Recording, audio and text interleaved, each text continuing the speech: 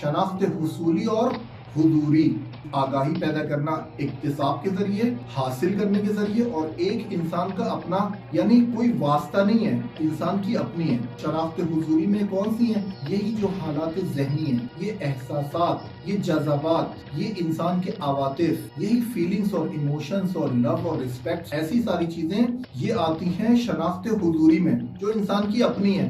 उसको किसी से कष्ट करने की जरूरत नहीं है, उसका अपना हिस्सा है, हुजूर रखता है। जहां पर भी वास्ता आ जाए वहां पर ये शनाख्त हो जाएगी हुसूली, यानी इक्तिसाब करने के जरिए। इल्म में हुजूरी यानी वो प्रेजेंशियल नॉलेज, किसी वसीले के बगैर इंसान का खासा है, इसमें खता की गुंजाइश नहीं है, मगर इल्म हुसूली में गलती की गुंजाइश है। वो जो इंसान कष्ट कर रहा है किसी वसीले से, उसमें गलती की गुंजाइश है। आंखें धोखा खाती है, लम्स करना धोखा खाता है, हम गलती कर सकते हैं। फिक्र करने में इंसान किसी वसीले से, किसी इंफॉर्मेशन पे रिलाई करके एक फिक्र अपनी बना रहा है, तो ये फिक्र गलत भी हो सकती है। फिक्र तक पहुंचा कैसे है? वसीलों के जरिए इक्तिसाब किया है इसने, हासिल की है ये फिक्र, किसी को सुनकर, किसी को पढ़कर हासिल जब की है, खता हो सकती है, इसमें गलती की इम्कान है, मगर यहाँ पर इदराक और शनाख्त हुजूरी में जो उसका अपना खासा है और कोई वास्ता बीच में नहीं है, इसको कहते हैं यहाँ गलती की गुंजाइश नहीं है। हुसूली में और इक्तिसाबी में गलती की गुंजाइश होती है, इसीलिए हिदायत का खुदा का निज़ाम हुजूरी है, यानी ऐसे रहनुमा और ऐसे नुमाइंदे खुदा ने भेजे इंसानों की तरफ जो इल्म हुजूरी रखते हैं, जिसमें खता की गुंजाइश नहीं है, वो मासूम है।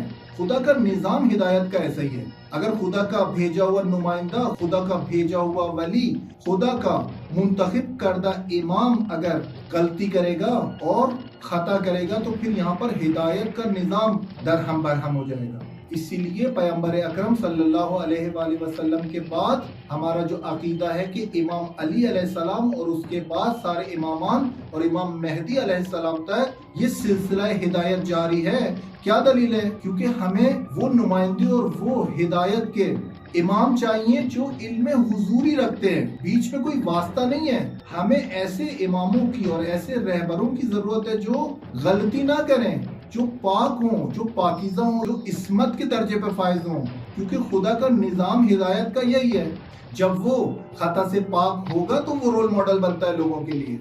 रोल मॉडल ही अगर खता करे तो फिर फॉलो करने वाला कभी भी क्लेम नहीं कर सकता कि मैं कामिल हूँ।